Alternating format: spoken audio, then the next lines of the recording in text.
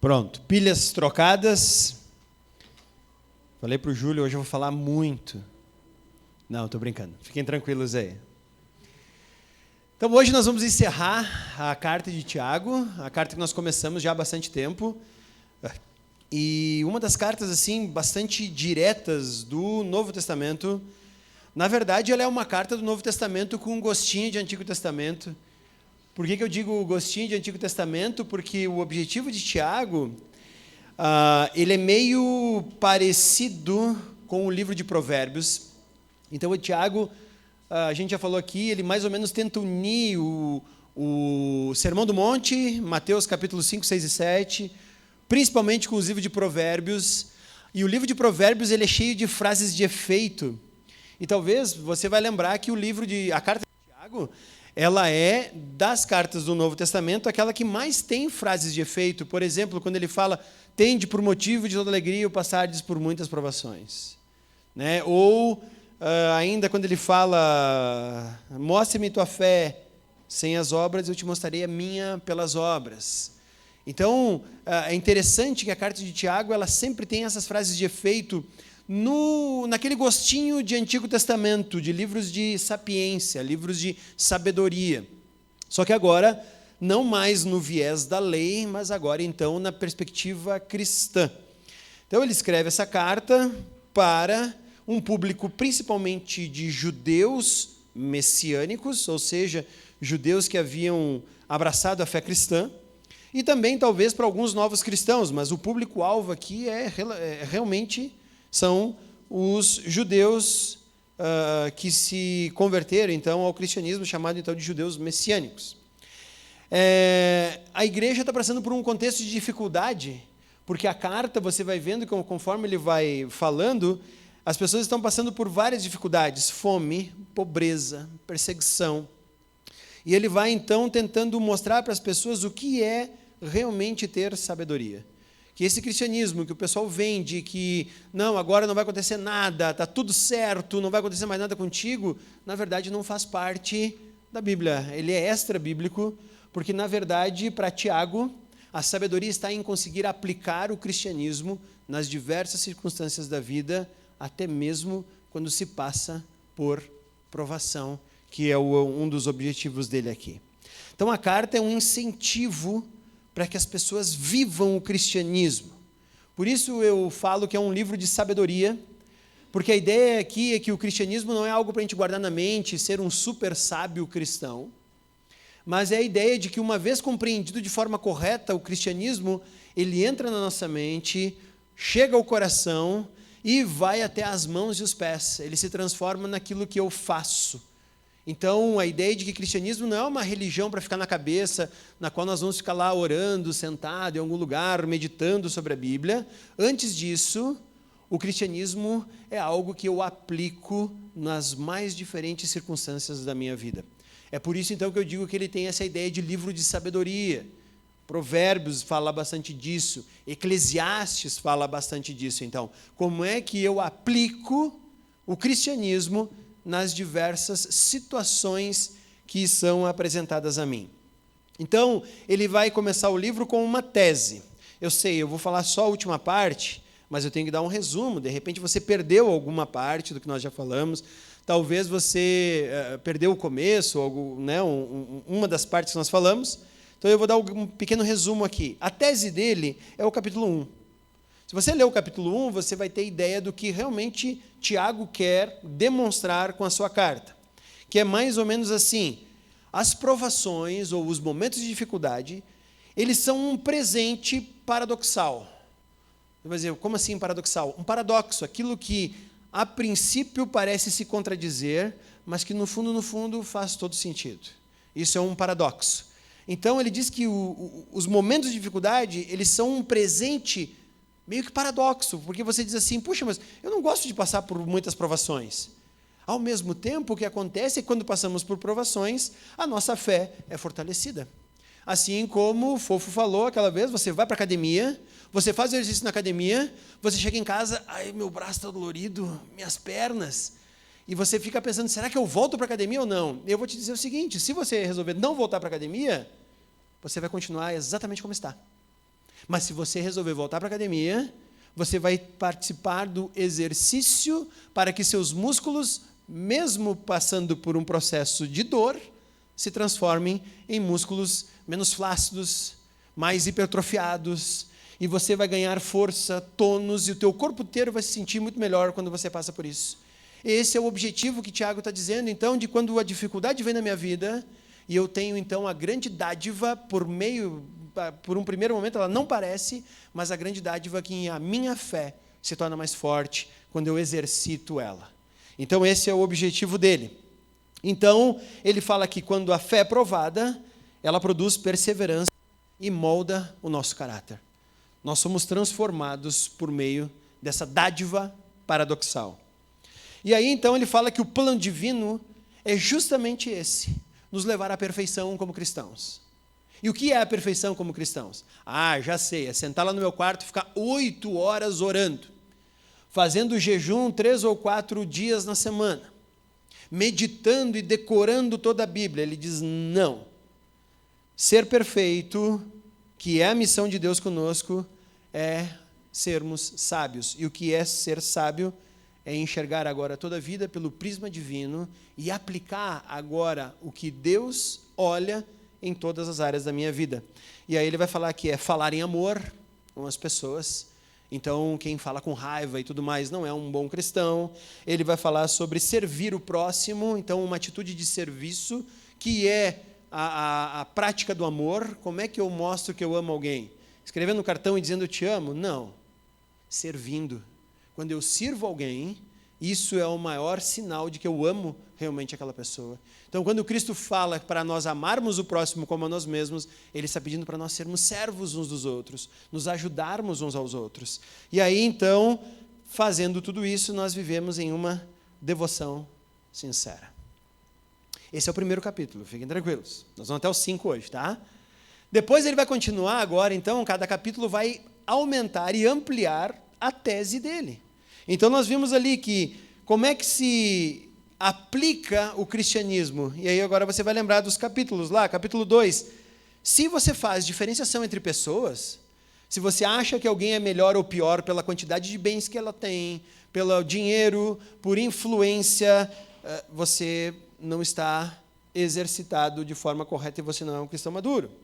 Outra coisa, ele fala que a fé verdadeira é aquela que se materializa em obras, e não aquela fé que não sai do escritório, ou não sai do teu quarto, ou não sai da tua casa, mas é a fé que se transforma em ação. É a fé que vai até os outros, por isso ele fala a fé pelas obras. Depois ele vai falar, então, que também um bom cristão é aquele que controla a sua língua. Não é aquela pessoa que difama as pessoas ao redor, não é aquela pessoa que julga as pessoas ao redor. Ao contrário, o cristão ele serve e ama. E o cristão que julga e difama qualquer outra pessoa não é um bom cristão. Esse é o grande objetivo, então, do controle da língua. Ele diz, não tem como alguém abençoar Deus com a língua, acabamos de cantar louvores aqui, muito bonitos, mas daqui a pouco eu saio lá na rua, já olha esse aí, o que está fazendo, quem ele acha que é. Aí ele diz, não tem como. Ou a língua louva e continua louvando lá fora, ou a gente está fazendo alguma coisa errada e não é o correto. Depois ele fala, então, que a sabedoria divina é o nosso objetivo e não a nossa própria sabedoria. Aquela ideia de que eu preciso moldar as minhas atitudes de acordo com o que a Bíblia fala e não o contrário. Tem gente que quer provar na Bíblia que a atitude errada dela é correta e, na verdade, não é assim. A Bíblia diz se a minha atitude é correta ou não. Então, eu preciso ser sábio de acordo com os padrões bíblicos e não de acordo com o que eu acho. E aí depois, então, ele vai falar que a fé verdadeira, ela é expressa por um coração que não é dividido. Aí ele fala sobre a verdade. Nós não precisamos amar o mundo e nem o que ele há, mas nós precisamos agora expressar a vontade de Deus para esse mundo. Depois ele termina até o fim do capítulo 4 falando sobre a humildade, dando lugar à arrogância. Então, um bom cristão, ele não tem acepção de pessoas, sua fé se materializa em obras, ele controla a sua própria língua, ele não é sábio aos seus próprios olhos, antes ele busca a sabedoria de Deus, ele tem um coração que não é dividido, ele serve única e exclusivamente a Deus, e ele é humilde diante das pessoas ao seu redor. Então esse foi um resumo da carta de Tiago, do capítulo 1 ao capítulo 4, e agora então nós vamos entrar no capítulo 5, então já pode abrir a tua Bíblia no livro de Tiago, na carta de Tiago, capítulo 5, nós vamos ler todo o capítulo. Então guardem tudo isso que nós já falamos, porque ele está continuando esse assunto, certo? Ouçam agora vocês ricos, chorem e lamentem-se, tendo em vista a desgraça que virá sobre vocês. A riqueza de vocês apodreceu, e as traças corroeram as suas roupas. O ouro e a prata de vocês enferrujaram, e a ferrugem deles testemunhará contra vocês, e como fogo devorará sua carne. Vocês acumularam bens nesses últimos dias. Vejam o salário dos trabalhadores que ceifaram os seus campos, e que vocês retiveram com fraude. Está clamando contra vocês. O lamento dos ceifeiros chegou aos ouvidos do Senhor dos Exércitos. Vocês viveram luxuosamente na terra, desfrutando prazeres, e fartaram-se de comida em dia de abate. Vocês têm condenado e matado o justo, sem que ele ofereça resistência. Portanto, irmãos, sejam pacientes até a vinda do Senhor. Vejam como o agricultor aguarda que a terra produza a preciosa colheita e como espera com paciência até virem as chuvas do outono e da primavera. Sejam também pacientes e fortaleçam o seu coração, pois a vinda do Senhor está próxima. Irmãos, não se queixem uns dos outros, para que não sejam julgados. O juiz já está às portas. Irmãos, tenham os profetas que falaram em nome do Senhor como exemplo de paciência diante do sofrimento. Como vocês sabem, nós consideramos felizes aqueles que mostraram perseverança. Vocês ouviram falar sobre a perseverança de Jó e viram o fim que o Senhor lhe proporcionou. O Senhor é cheio de compaixão e misericórdia. Sobretudo, meus irmãos, não jurem nem pelo céu, nem pela terra, nem por qualquer outra coisa. Seja o sim de vocês sim e o não, não, para que não caiam em condenação. Entre vocês há alguém que está sofrendo, que ele ore. Há alguém que se sente feliz, que ele cante louvores. Entre vocês há alguém que está doente, que ele mande chamar os presbíteros da igreja, para que estes orem sobre ele e unjam com óleo em nome do Senhor. A oração feita com fé curará o doente, o Senhor o levantará, e se houver cometido pecados, ele será perdoado. Portanto, confessem seus pecados uns aos outros, orem uns pelos outros para serem curados. A oração de um justo é poderosa e eficaz. Elias era humano como nós, ele orou fervorosamente para que não chovesse, e não choveu sobre a terra durante 3 anos e meio. Orou outra vez, e os céus enviaram chuva, e a terra produziu seus frutos. Meus irmãos, se algum de vocês se desviar da verdade, e alguém o trouxer de volta, lembrem-se disto. Quem converte um pecador do erro, do seu caminho, salvará a vida dessa pessoa, e fará que muitíssimos pecados sejam perdoados.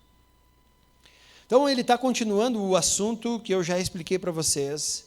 E agora nós chegamos no capítulo 5, e nós podemos dividir esse capítulo 5 basicamente em partes. Você, naturalmente, ao me ouvir ler, ou ao ler ali na tua Bíblia, você percebeu que ele começa falando sobre, e ele vai dividindo os seus assuntos. O primeiro assunto, obviamente, está no versículo 1 ao versículo 6, onde parece que ele está condenando todos os ricos. Mas ele não está fazendo isso, ele não está condenando todos os ricos. Preste bem atenção sobre o que ele está falando. Lembra que eu comecei dizendo que a igreja nesse momento está passando por um período de bastante dificuldade? Eles estão passando por um momento de fome, perseguição e pobreza. Pois é, mas havia cristãos ou judeus convertidos, judeus messiânicos, que não estavam atentos aos irmãos ao seu redor. Por isso que o capítulo 2, ele fala, se alguém tem fome, e você diz para ele, olha, pode ir para casa, pode comer, vai embora, e não deu nada para ele, você não tem fé verdadeira. Como pode alguém não se compadecer de um irmão que está passando fome e ir para casa comer um banquete? Agora ele vai destrinchar um pouquinho mais sobre esse assunto aqui, sobre as dificuldades e sobre os momentos de pobreza pela qual a igreja está passando, e alguns ali sequer estavam dando bola para isso. E ele fala que a riqueza é um perigo. Sabe por que a riqueza é um perigo? Porque ela é o revelador do meu caráter. Não é que a riqueza é o problema. O dinheiro não é problema. O problema é o que eu faço quando eu tenho dinheiro na mão. E ele diz que esse é um perigo, porque o dinheiro revela quem eu realmente sou. Quando eu estou com dinheiro, é que eu revelo se eu amo o próximo, se eu me preocupo com o próximo, se a minha fé está no lugar certo e eu coloco ela na direção do próximo, ou eu me preocupo única e exclusivamente em engordar e em comer, que é o que ele está dizendo aqui. E ele fala que quando esses ricos exploraram os pobres e não deram para eles o salário digno, o clamor de cada uma dessas pessoas que estava ganhando pouco chegou até o Senhor dos Exércitos. E não há nada mais horrível do que o clamor dos seus filhos chegar até o Senhor, porque Ele vai trazer justiça. E qual é a justiça que Ele diz aqui? Ele fala que a riqueza que eles têm agora é tão somente uma ceva. Lembra do bezerro cevado? Lembra do porco que, em geral, a família ia já tratando de milho, separava para o final do ano pegar o porquinho gordo? É exatamente isso que ele está dizendo. Vocês estão separados, vocês estão comendo muito mais do que os outros, porque essa é a ceva de vocês. Quando o Senhor Deus vier trazer juízo, esse dinheiro, essa riqueza vai ser o combustível do juízo de vocês. Então ele não está dizendo que ser rico é pecado, fica tranquilo. Mas ele está dizendo que o que eu faço com o dinheiro e os recursos que Deus dá, amando as pessoas ao meu redor ou não, são o combustível do julgamento que essas pessoas passarão. E aqui ele tem uma palavra muito dura, porque como eu falei para vocês, a igreja está passando por dificuldades, e os ricos estão ficando cada vez mais ricos, e os pobres estão ficando cada vez mais pobres, e os ricos não estão se compadecendo nem um pouco dos mais pobres, e deixam eles passar fome, e ir para casa sem ter o que comer, e ir para casa sem ter com que vestir seus filhos. E esse é o grande problema. Então ele diz que o rico agora está se aproveitando como esse porco cevado.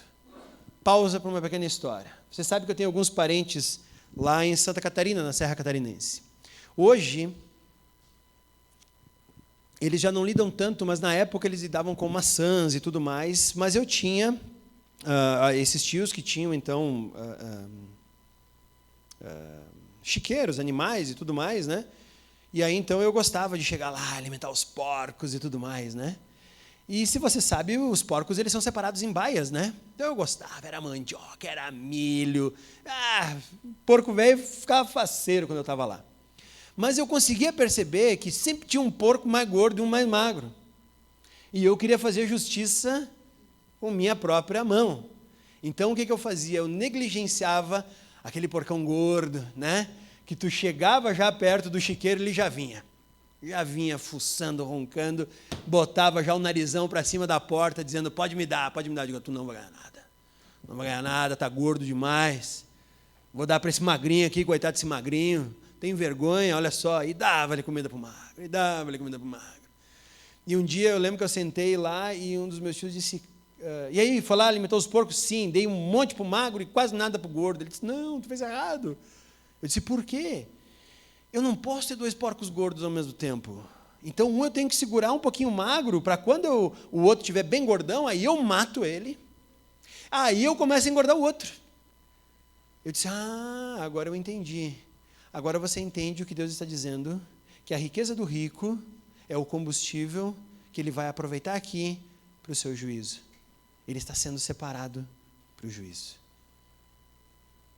Então, Deus está tendo uma palavra duríssima com as pessoas aqui que estavam olhando as pessoas em sofrimento ao seu redor, tinham recursos, mas não ajudavam. Mais do que isso, exploravam o trabalho, não pagando o salário digno para aquelas pessoas que trabalhavam em um momento em que não existia CLT. Então, se você acha que você é explorado hoje, não queira trabalhar lá no primeiro século, que a coisa era bem mais feia. E aí, então, esses caras ricos estavam negligenciando o salário das pessoas que estavam trabalhando no seu campo, e eles clamavam a Deus, e o clamor dessas pessoas exploradas chegou até Deus, e Deus disse: manda uma mensagem que eles serão julgados. Depois de ter essa palavra dura para os ricos, ele vai ter agora uma palavra a respeito de esperar com paciência em Deus. Eu não sei você, mas às vezes eu sou meio ansioso. Essas pessoas aqui estavam clamando, talvez dizendo assim: Deus, até quando tu vai demorar para clamar, para vingar o nosso clamor? Até quando tu vai ficar ouvindo nossa oração, dizendo: puxa, esse chefe está me explorando, esse cara não está me pagando o salário justo e digno, eu estou sendo explorado, a minha família está passando fome, e eu não sei, eu espero que você nunca tenha isso na tua vida, mas eu acho que não há situação mais triste do que como um pai ou mãe chegar em casa e os filhos estão com fome e você não tem o que fazer. Essa era a oração desse pessoal. Talvez eles estivessem com o coração pesaroso, sabendo que eles iriam trabalhar, eles iriam se esforçar, eles iriam suar, eles iam ganhar um salário muito abaixo do que deveriam ganhar e teriam que usar esse baixo salário para tentar comprar o mínimo necessário para que a sua família sobrevivesse. Talvez a oração deles é: Deus, tu está demorando, tu não está ouvindo. Deus, parece que a minha oração não passa ao teto. Será que tu estás escutando o que eu estou clamando? Você já teve oração assim? Em que você ora e parece que Deus não está escutando? Em que parece que Deus não está ouvindo? E aqui nós temos então uma boa resposta. Ele fala: sejam pacientes até a vinda do Senhor. Meus amigos, nós temos que procurar ser justos aqui na terra. E nós temos que clamar por justiça na terra, é assim que fala o Sermão do Monte. Bem-aventurados aqueles que têm fome e sede de justiça. Mas o que Tiago está dizendo para nós aqui é que a nossa justiça está com Cristo. A nossa justiça está no céu. Em nenhum outro lugar. Por isso eu acho que nós temos que tomar cuidado. Porque às vezes nós estamos projetando a justiça que Deus faria em homens. Domingo que vem nós temos eleição. Eu não sei em quem você vai votar. Tampouco eu quero saber, porque o voto no Brasil é secreto. E você é livre para votar em quem você quiser. Mas o que eu quero te dizer é: se você acha que qualquer daqueles nomes que você vai botar lá vai trazer a justiça de Deus na terra, você está enganado. Então não importa se vai vencer o alfa, o ômega, o beta, o gama, o delta, nenhum deles será capaz de trazer a justiça de Deus na terra. Por quê? Porque a nossa justiça está guardada no céu, e aqui Tiago fala isso: sejam pacientes até a vinda do Senhor, e ele tem um outro grande exemplo agora da agricultura. Vamos pensar em uma época, nós já passamos aqui agora, estamos indo para o 3º ano sobre a influência da laninha, onde há um resfriamento das águas do Pacífico, e isso causa entrada de vento, e isso complica do Mato Grosso do Sul até o Uruguai e norte da Argentina a formação de nuvens e chuvas suficientes. Vamos para o 3º ano, nós estamos passando por laninha. Mas hoje, graças a Deus, muitos dos nossos agricultores têm a possibilidade de fazer uma irrigação artificial. Eles puxam mangueira, eles botam açude, eles mudam o curso de um rio, alguma coisa assim, e conseguem ter suas lavouras irrigadas. Nessa época, eles não tinham esse tipo de recurso. Então, aqui o que ele está dizendo? Ele diz assim: naquela época, o agricultor tinha que pacientemente esperar as chuvas de primavera e outono. E quando chegava a primeira chuva, era o momento do plantio. E ele tinha que esperar pacientemente até tudo se desenvolver, porque ele não tinha controle algum desses elementos naturais, como chuva, como irrigação. Então ele dependia única e exclusivamente que a chuva viesse e a chuva fizesse seu trabalho no tempo certo, para que ele pudesse fazer a colheita certa no momento certo. Então hoje nós estamos muito acostumados a termos tecnologias que nos ajudam a essa produção, mas lembra agora desses agricultores aqui, ele está dizendo: gente, sejam pacientes como vocês são no momento de plantio e colheita. Dependam de Deus. É Ele que vai trazer justiça a todo o sofrimento. Então, o que ele está dizendo aqui é que nós vivemos em um sistema humano, e esse sistema humano, ele gera rivalidade, pobreza e desigualdade. Todos nós somos participantes desse mundo que gera rivalidade, pobreza e desigualdade, aonde muitos ou alguns de nós querem se sobressair nesse sistema, mas muitos poucos conseguem realmente se sobressair a esse sistema. O normal é que a grande parcela de uma população continue nas classes inferiores. Então ele está dizendo, nós criamos um mundo e vivemos num mundo que gera isso. E a nossa esperança, então, repousa em Cristo. E na sua volta, teremos plena justiça. Ele não está dizendo para nós aceitarmos passivamente todas as coisas, mas ele está dizendo que, em última instância, a nossa justiça só acontecerá aqui na terra, plenamente, quando Cristo retornar. Nisso, nós somos então apenas espectadores, esperando a volta de Cristo. E aí ele vai lembrar, lembrem-se dos profetas, lembrem-se de Jó. Ele vai fazer essa relação com esses ícones do passado que os judeus tinham em alta conta, e dizendo que eles são para nós modelos. Modelos de quê? Modelos de esperança em meio à perseguição e conflitos. O livro de Jó, você já deve ter lido, você sabe o que Jó passou até ser restaurado por Deus. Os profetas, se a gente for olhar o fim da vida de cada um desses profetas, foi morte. Uns foram apedrejados, outros foram mortos à espada, outros perseguidos e morreram de fome, outros foram partidos ao meio por cavalos, a mando dos reis de Israel. Então ele está dizendo, sejam pacientes como esses homens do passado. Então, na primeira parte, ele tem um duro recado para os ricos que estavam se aproveitando dos mais fracos. Depois, do 7 até o 11, ele vai falar sobre a paciência e a resiliência no momento de dificuldade. E o versículo 12, ele fala que, independente das circunstâncias ao nosso redor, a palavra que sai da minha boca e da tua boca tem que ser a verdade. Seja o seu sim, sim, seja o seu não, não.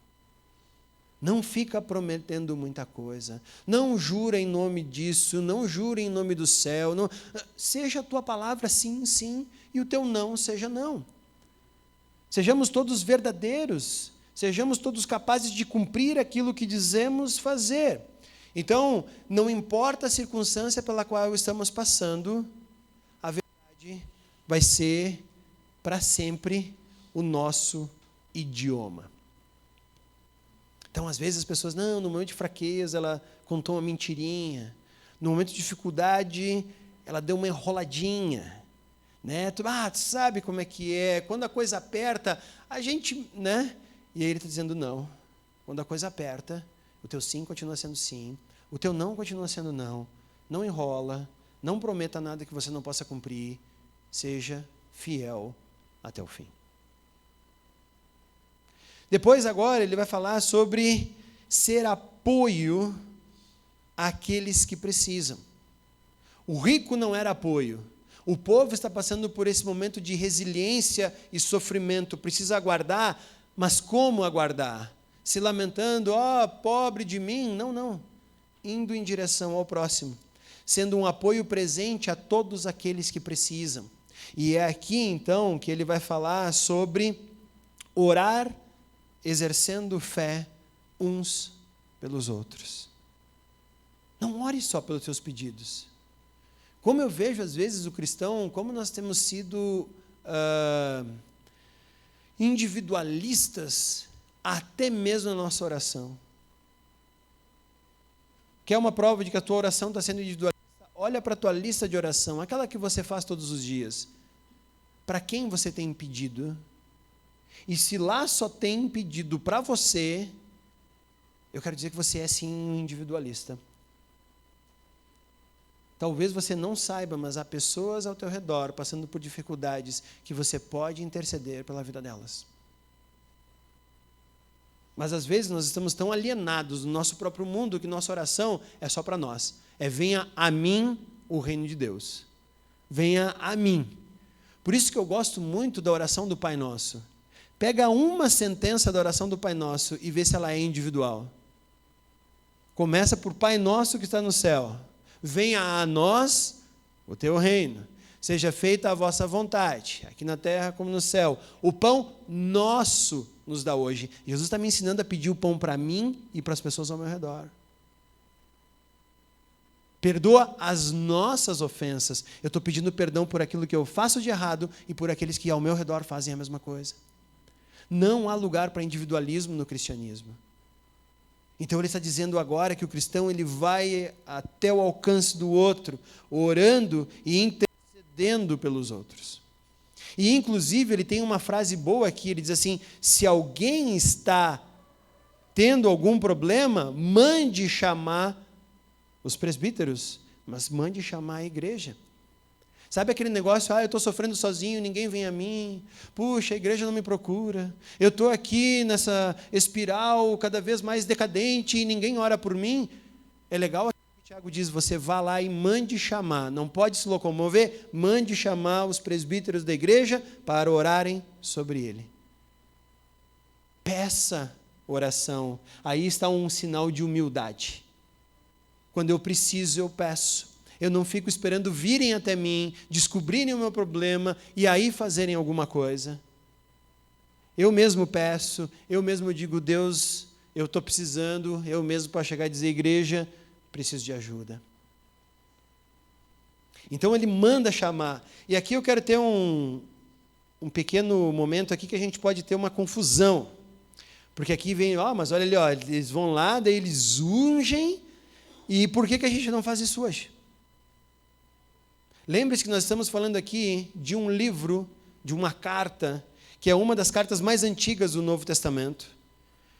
Se não for, talvez, a mais antiga. E ela está muito conectada a um grupo de judeus.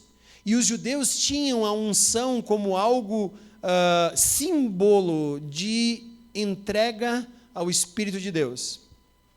Então aqui eu vou botar algumas correções. Primeira coisa, os judeus não ungiam coisas. Então esse negócio que você vai para uma igreja, você unge uma meia, unge uma vassoura, unge uma chave de um carro, unge o carro, unge a tua moto nova. Gente, isso aí não tem respaldo bíblico algum. É heresia. É heresia. Esse negócio de levar alguma coisa para alguém ungir lá na frente, não faz o menor sentido. Número 1, então não unja coisas. Só tem algumas coisas que foram ungidas no Antigo Testamento. Está lá quando Deus dá a ordem para Moisés erguer o tabernáculo, e ele diz, vai ungir o altar do sacrifício, vai ungir a mesa dos pães, vai ungir o altar do incenso, e só os utensílios que eram usados para fazer os sacrifícios lá no templo. Então esse negócio de ungir coisa não é bíblico, não é cristão. Se você for em alguma igreja e você ouvir isso, saia correndo de lá, porque esse grupo não é cristão. Segunda coisa, pessoas eram ungidas no Antigo Testamento. Exclusivamente o rei de Israel e o sumo sacerdote. Às vezes, alguma exceção era feita, mas principalmente essas duas pessoas, na ideia de que era uma consagração e o ungir era um símbolo do que espiritualmente deveria acontecer para aquela pessoa.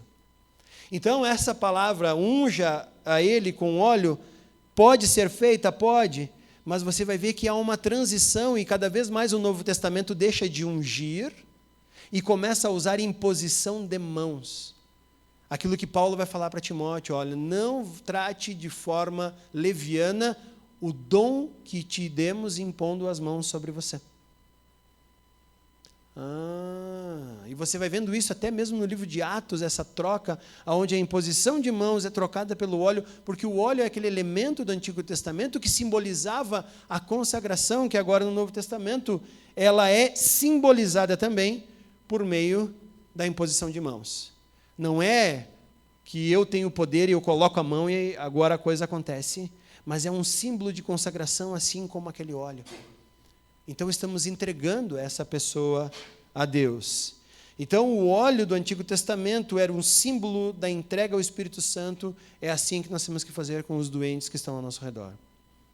Então, não precisamos de óleo, não precisamos de coisa alguma, a não ser irmos até a pessoa que pediu e ela, por imposição de mãos, então, recebe aquilo. Algumas pessoas até dizem, mas é que o óleo naquela época era a forma medicinal, e então, quem sabe, o Espírito está levando meio que uma cura por meio de um unguento, alguma coisa assim. Não me parece ser isso.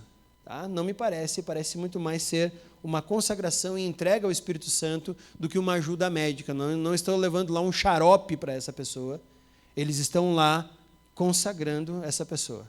Mas e se for? Se for, que bom, não tem problema. Mas nós temos a ideia de que sim, os doentes precisam de oração, podemos ir até lá e podemos colocar nossas mãos sobre eles sem problema algum, podemos orar com fé e interceder a Deus sobre ele de uma forma que aquilo represente que nós estamos esperando que o Espírito Santo faça pela saúde dessa pessoa. E se isso acontecer, milagre, honra e glória seja dada única e exclusivamente a Jesus Cristo. A nenhum óleo e a nenhuma pessoa que impõe mãos, mas única e exclusivamente a Jesus Cristo. Feito esse parênteses, então, ele está dizendo para nós sermos apoio presente para quem está necessitado e precisando. Nós vamos orar uns pelos outros, nós vamos interceder uns pelos outros, nós vamos ser família, nós vamos ajudar uns aos outros, nós não seremos egoístas, nós não seremos arrogantes, nós seremos servos uns dos outros, até mesmo usando os bens que temos. Lembra da primeira parte, os ricos não estavam andando. E o fim, então, versículos 19 e 20, restaurando vidas. Esse é o objetivo da vida de um cristão maduro. Quando nós vamos levar e apresentar a graça de Deus, aonde nós vamos levar a possibilidade de arrependimento àquelas pessoas que sequer sabem que precisam arrepender-se, e, com isso, as suas vidas serão restauradas diante de Deus. Esse é o fim da epístola de Tiago. Esse homem que começou dizendo para nós não termos acepção de pessoas, mostrando para nós que a verdadeira fé se materializa em obras de obediência, que pelo controle da língua mostramos a nossa maturidade espiritual, pela sabedoria divina somos levados não pela nossa sabedoria, mas pela sabedoria de Deus, um coração que não é dividido entre o mundo e Deus, mas opta por aquilo que Deus estabelece. Vivemos em humildade, não temos a riqueza para uso exclusivamente nosso e retemos a riqueza para não ajudar o irmão ao redor, pelo contrário, abrimos mãos às vezes de recurso para ajudar o irmão necessitado. Temos paciência que o trabalho de tudo e a restauração de todas as coisas acontecerá quando Cristo vier restaurar todas as coisas, falando a verdade em todos os momentos, apoiando aqueles que precisam, restaurando a vida de pessoas. Esse é o resumo da carta de Tiago. É assim o incentivo que esse homem, inspirado pelo Espírito Santo, nos pede para vivermos. Então, que a carta de Tiago, você pode ir para a tua casa agora, ler ela de novo, fazer teu devocional nela mais vezes, mas é exatamente isso que ele está nos incentivando. A fé madura passa por provações, se fortalece e se transforma em um auxiliar humilde para aqueles ao redor, cujo objetivo é restaurar as vidas daqueles que ainda não conhecem a Cristo. Isso é o que nós temos que fazer.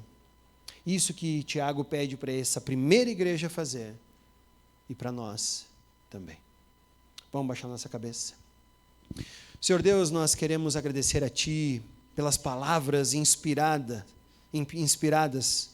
por meio da carta de Tiago, que nos levam a conhecer a Ti cada vez mais de forma profunda, que nos leva a exercer a nossa fé e saber que tudo aquilo que Tu estás fazendo, Tu trarás justiça no dia em que Tu fizerdes a Tua vinda até nós.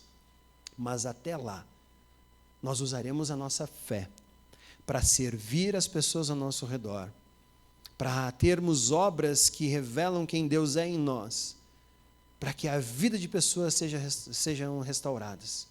E à medida que essas vidas vão sendo salvas por Ti, nós vamos expandindo o Teu reino aqui na terra. E é esse o nosso chamado. Usa cada um de nós de forma humilde.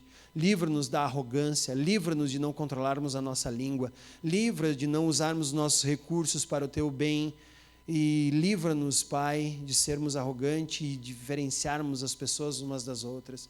Livra-nos de achar que qualquer pessoa aqui na terra vai trazer a justiça que só Tu vai trazer, para que sejamos a Tua igreja.